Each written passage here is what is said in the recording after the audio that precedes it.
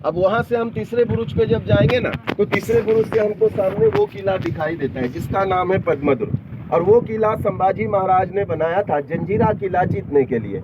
आप सभी जानते होंगे जंजीरा किला अजिंक्य किला है। जीतने के लिए बहुत से राजा ने ट्राई किया है, चिमाजी, अप्पा, कान्होजी आंग्रे, संभाजी महाराज। शिवाजी महाराज को वो टाइम पे, वो पीरियड में यहाँ पे आने के लिए टाइम नहीं मिला, क्योंकि उन्होंने खुद अपने हाथों से बहुत सारे किले जीते और बहुत सारे बनाए हुए। तो इसकी जब यहाँ पे आने के लिए नहीं मिला शिवाजी महाराज को, तो इसकी याद में शिवाजी महाराज ने मौलन रत्नागिरी में एक किला बनाया जिसका नाम है सिंधुदुर्ग। और सेम कॉपी है जंजीरे का, वो भी समंदर के बीच में है, ये भी समंदर के बीच में है। वो 40 एकड़ में है, तो ये 22 एकड़ में। जब 16वीं सदी में संभाजी महाराज जंजीरा किला जीतने के लिए यहाँ पे आए, तो सबसे पहले वो पहाड़ी के ऊपर रुके जहाँ पे एक छोटा सा घर बनाया हुआ है। और वहाँ पे रुकने के बाद ये प्लानिंग कर रहे थे कैसा इस किले को जीता जाए। सबसे फर्स्ट प्लान क्या किया, तो आगे से समंदर में पत्थर डाल डाल के, गांव की तरफ से समंदर में पत्थर डाल डाल के किले में आने के लिए रास्ता बनाने की कोशिश की। 50% रास्ता कंप्लीट हो गया। बाद में पानी ज्यादा डीप मिलने के बाद जितना पत्थर डाला समंदर के अंदर चला गया, रास्ता कंप्लीट नहीं हुआ। दूसरी तरकीब क्या निकाली, तो जैसे जंजीरा किला आइलैंड के ऊपर बना दिया, इसी तरह का एक आइलैंड वहाँ पे था, यहाँ से 6-7 किलोमीटर आगे। संभाजी महाराज वहाँ पे किला बना रहे थे जंजीरा किला जीतने के लिए। अभी वो किले का काम पूरा नहीं हुआ था, उसका नाम रखा गया था पद्मदुर्ग, उसको कासा किला भी बोलते हैं। और सिद्धि लोगों को पता चल गया कि सामने मराठा फौज है और संभाजी महाराज जंजीरा किला जीतने के लिए और एक किला बना रहे। अब सिद्धि लोगों का फौज उतना स्ट्रांग नहीं था, तो ये लोग ने मुगलों से कांटेक्ट किया। मुगलों से कांटेक्ट करके रायगढ़ फोर्ट पे अटैक करा दिया। जब रायगढ़ फोर्ट पे अटैक हो गया, संभाजी महाराज को वहां से मैसेज आया कि आपको रायगढ़ पे आना, यहाँ पे मुगलों का हमला हो गया। पूरी सेना लेके संभाजी महाराज को रायगढ़ बचाने के लिए जाना पड़ा, क्योंकि वो बनाने और ये जीतने से ज्यादा जरूरी संभाजी महाराज को रायगढ़ बचाना था, वो उनका राजधानी था।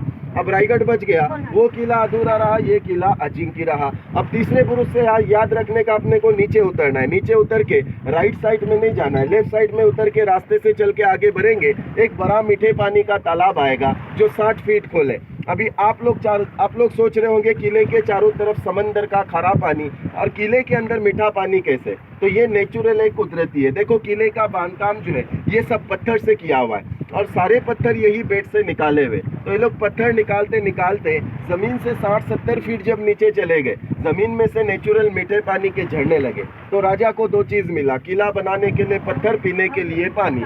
जहाँ पानी वहाँ बस्ती। लोग आहिस्ता आहिस्ता किले में बसने लगे। 1947 तक किले के अंदर 450 घर का बस्ती था। 2 समाज का लोग था, कोली लोग और मुस्लिम लोग। 1947 तक किले के अंदर मच्छी मार्केट, भाजी मार्केट, 5वीं क्लास तक स्कूल था, मंदिर था, मस्जिद था।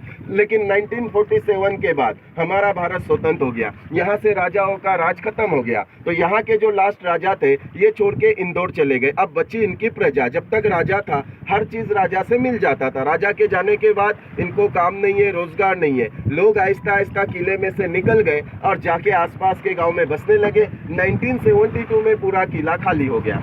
अब तालाब के पास से हमको इसके टॉप पॉइंट पे जाना है, जहाँ पे देखो आपको 2 लोग खड़े हुए दिखाई दे रहे हैं। ये किले का सबसे बेस्ट पॉइंट है, जिसको बाले किला बोलते हैं। हम लोग 22 एकड़ का एरिया नीचे से 2-2.5 घंटे में भी कवर नहीं कर सकते, क्योंकि झाड़ी खंडर हो गया, सारे रास्ते ब्लॉक हो गए। लेकिन 125 पायरी हमको तालाब के पास से जब ऊपर चढ़ के जाएंगे ना, तो यहाँ से हम किले का बेस्ट व्यू देख सकते हैं। कैसे समंदर के बीच में किला बनाया है, किले के अंदर क्या है, इसके पीछे RBNC, सामने वाला फोर्ट, बहुत अच्छा व्यू देखने के लिए मिलता है। वहाँ से व्यू देख के फोटो लेके वही सीढ़ी से रिटर्न नीचे आने का राइट में एक पत्थर का इमारत दिखाई देगा जिसको राजवाड़ा कहते हैं। वहां से आगे बढ़ेंगे, दूसरा मीठे पानी का तालाब आएगा जो 30 फीट डीप है। ये सब देख के हमको मेन गेट से बोट में बैठने के लिए बाहर आना है। तो जब बोट में बैठने के लिए आएंगे या अभी जाने के टाइम पे राइट साइड में ऊपर दीवार में देखेंगे ना, तो आपको 2 साइड में 2 विंडो दिखाई देगा और दीवार में पत्थर में तराश के एक चित्र बनाया हुआ है। इसमें 1 शेर और 6 हाथी है। ये लोग का राज मुद्रा था, जैसे अभी हम लोग के कॉइन के ऊपर होता है अशोक चक्र, त्रिमूर्ति, गांधी जी। लेकिन उस टाइम पे जो किले के अंदर तांबे पित्तल का कॉइन चलता था,